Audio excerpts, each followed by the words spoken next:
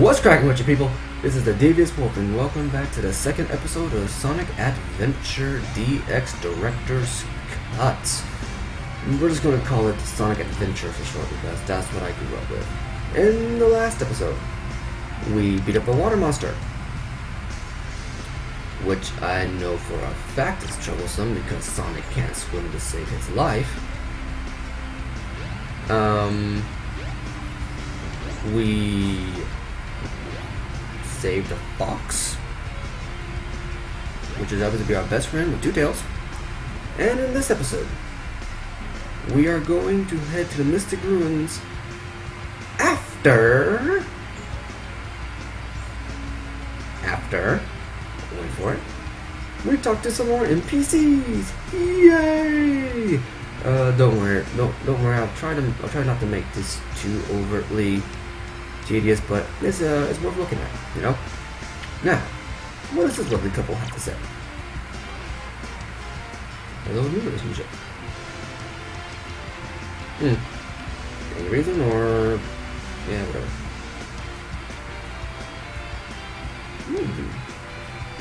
Because remember that next time we want to come to Twinkle Park. Oh, not the light pole, Sonic. Hello there, sir. What do we do for you? Up.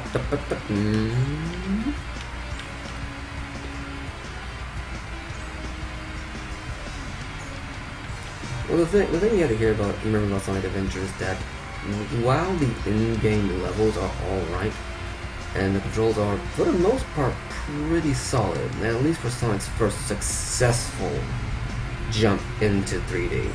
Like, he had a few beforehand and they were less than stellar, let's just put it that way, folks. This game still has a couple of problems that thankfully they ironed out as the series went on. Oh, okay, we'll have to remember to come back here once in a while. But, like for instance, talking to people within the hub world, you have to talk to them using the same button that you talk to Spin Dash with.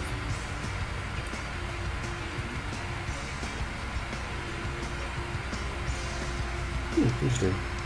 But you know, if you don't care about talking to the NPCs, then it's not that big of a deal. But if you're talking to them like I am, you're gonna need to make sure you're positioned properly, or else you'll do a Spin Dash right into their torsos. A man called Dr. Robotnik.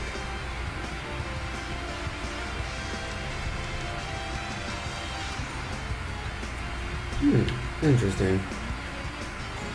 What a terrifying individual. Somebody get PETA on the line. They will want to hear about this. What's up, man with the glasses with bobbing hair around? You're Mr. Know-It-All. Here's a tip.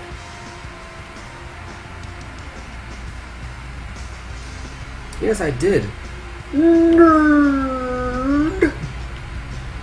Okay, I won't leave that stuff to people who guys are funny and make that work. What's up, lady with the sun hat?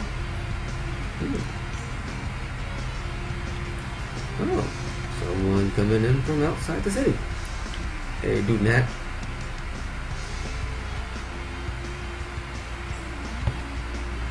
It's a free trip.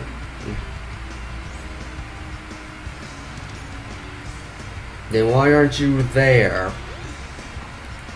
Sounds like someone's overcompensating. They're trying to show off to a 4-foot blue hedgehog.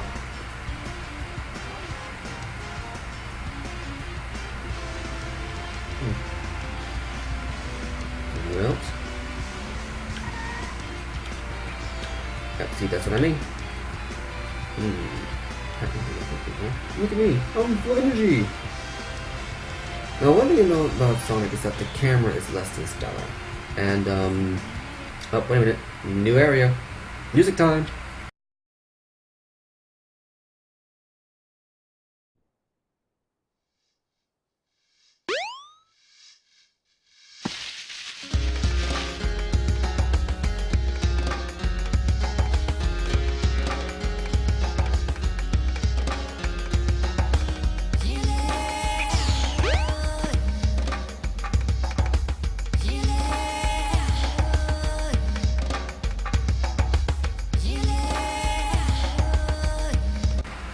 I love this theme, by the way.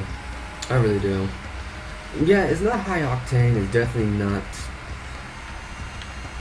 I would definitely say it's not one of the more memorable Sonic tracks in terms of like the energy it brings and in terms of getting you in the mood for Sonic. As a matter of fact, going from my memory of the older Sonic games, I would say this is the least Sonic sounding song in Sonic Adventure.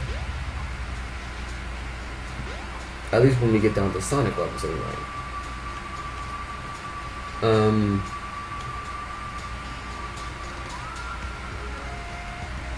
But yeah, I do like it. I'm always a sucker for like the tribal chanting and the bongos playing and the occasional woodwind just giving it some atmosphere, some ambiance. I love it.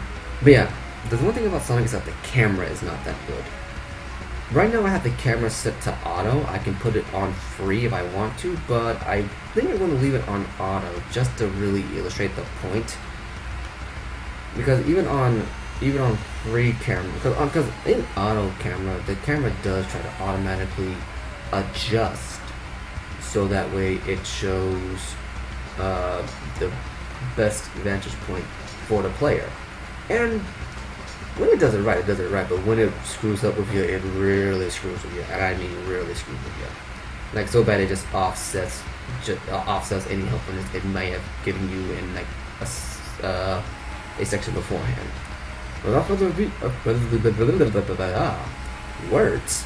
How do they work? I stammer a lot. Sorry about that, guys. But yeah. Without further ado, let's get up to Kelsey's workshop, shall we? If it isn't Sonic! Look, it's a giant talking egg. Silence! I am Dr. Robotnik, the greatest scientific genius in the world! Whatever you say, Eggman. Enough! I've got big plans, and now I'm gonna put them to work! You're always up to no good. Now what do you want? I want all of the Chaos Emeralds! Better not interfere! Or else! Or else what, you big loser? Or else I'll take them from you by force! The hard way!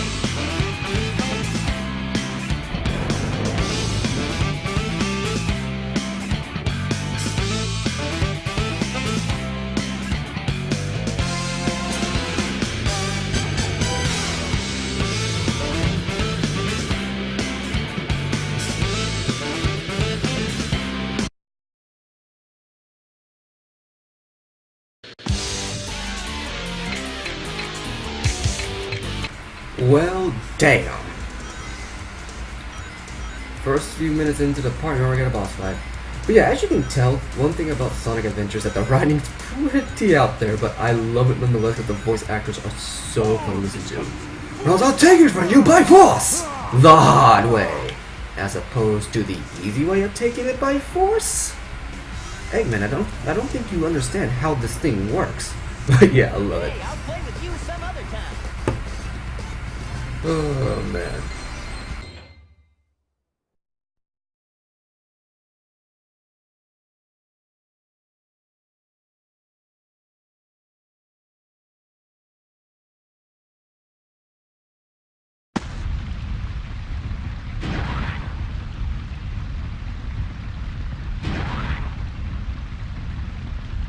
Well, that wasn't so hard. Aha! Oh no!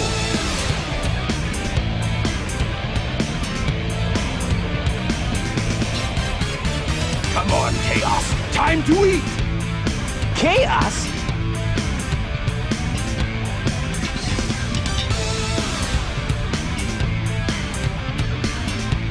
Oh no, isn't that the same monster I saw the other day?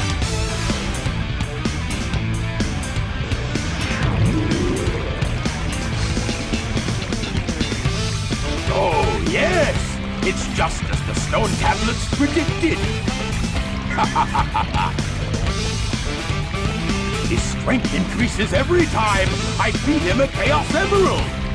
With all 7 emeralds in him, he'll be invincible! And work for me! Together, we'll destroy Station Square! And on its ruins, I'll build Robotnik Land, the ultimate city, where I will rule it all! Come on, Chaos! Let's find another emerald, shall we?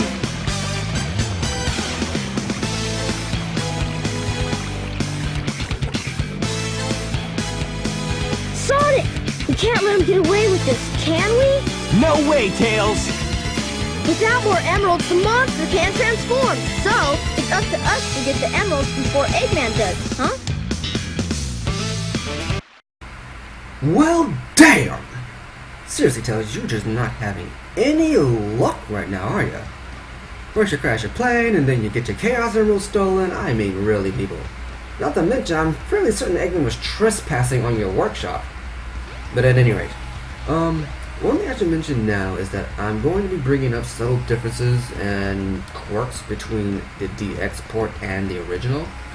And it's a little bit late for this, but if you remember in the first episode where Eggman was standing on top of a building, in the original release of the game, you actually see a staircase, not staircase, you actually see a guardrail sitting on the sitting in front of him. Now, for whatever reason, in the DX port, they got rid of that guardrail. I don't know why. Maybe it was obstructing his view when he zoomed in, but it always struck me as a very odd design choice. Well, that and changing Sonic's eyelid color. If I remember correctly, in his in Adventure 1, when he blinks, his eyelids are blue. But now they match his stomach and arms, so it's like weird stuff like that changes. Also, the Sonic Adventure port in some areas, not all areas, like you can't see it very much right now. Like right now, it's pretty subdued. But if you look at like earlier parts in the game, like there's like a clear sunlight or like the sun's supposed to be shining directly on them. Like once again, inside the in this scene where Eggman first gets introduced, he's talking about chaos and whatnot. The characters are really shiny, and they weren't like that in the original port. Now, at this point, I'm going to bring up that you can buy Sonic Adventure and DX on the Xbox Live Marketplace as two separate games. Now, if any of you go, oh, it's going to be ridiculously expensive, it's going to buy one and not buy the other. The thing is, the original Sonic the Hedgehog is like $5. Yeah, $5. You get $5 for Sonic the Hedgehog, and I think that's a fairly good price to get Sonic Adventure at nowadays. Like I still have my original copy of Sonic Adventure, and I have the DX copy for the GameCube because, well, at the time my Dreamcast died on me. What do you freaking do? But the DX upgrade is actually only $1. So in Grand Total, if you want to get the DX upgrade, which is like a few extra levels and a character that you have to, you don't unlock immediately, but you get the code in order to perform the task to unlock the character. For an extra $1, that's not bad, you know. You get like, I want to say an extra hour or two worth of content, and then the character skin itself. So, yeah, $6-7, and there you go. Now then, we're going to go ahead and we're going to move on to the next level. Let's see, can I do this? No. Okay. I guess they get rid of it. Okay, for people who don't know, in the original Sonic Adventure, and even inside this game as well, when you pick up like specific blocks, like when you have these block moving puzzles, which I believe they got rid of after Sonic Adventure 2, at least in regards to like you play like the main Sonic stages where you're running fast, you know, you'll understand what I mean when I get to that. But you put it down near something, oh, wait a minute, when you put it down near something, it just floats. In the original game, I used to be able to throw it here, and it would just start floating, and it would sink just like so. Now, Miss Valley, let's listen to the music, shall we?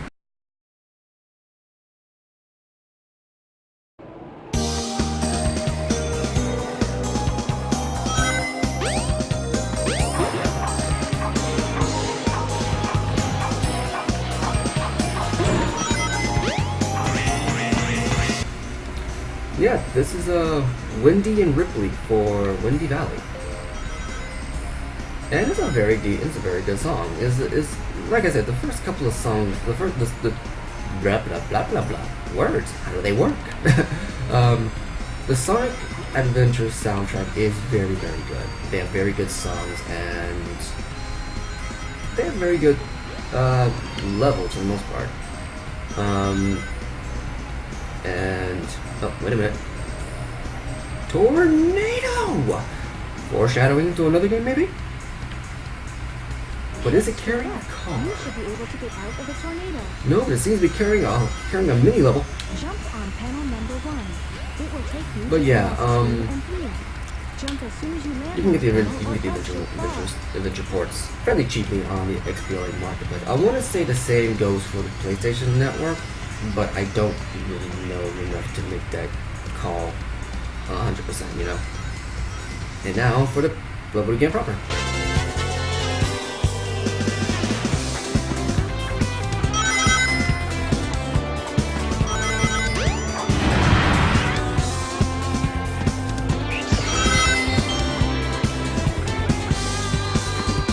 Okay, but I forget the name of this soundtrack myself. I'll have to look it up for you guys next time we come back to this level. Which, surprise, we're going to come back to these levels more than once. But for the most part, Sonic Adventure is a fairly decent game. You know, it still has its quirks. It still has some major issues that only come up every once in a while. Only come up every once in a while, but they're still obtrusive enough that it's very noticeable. Like the camera, for one. The camera is a pretty big issue, but the camera has always been an issue in 3D games regardless. Like regardless of any game series ever, the camera's always been a pain when it comes to 3D games. Like unless it's a first-person game, the camera's always been a pain in the butt. That's all. That's pretty much it. Sonic probably more so than anything else because Sonic's very premise is he moves fast. Like moving fast is his thing, so the camera's gonna whip around and snap and judder like it kind of is right now. So keep that in mind when going to purchase this game. At any rate, here's our next Chaos Emerald, the blue one.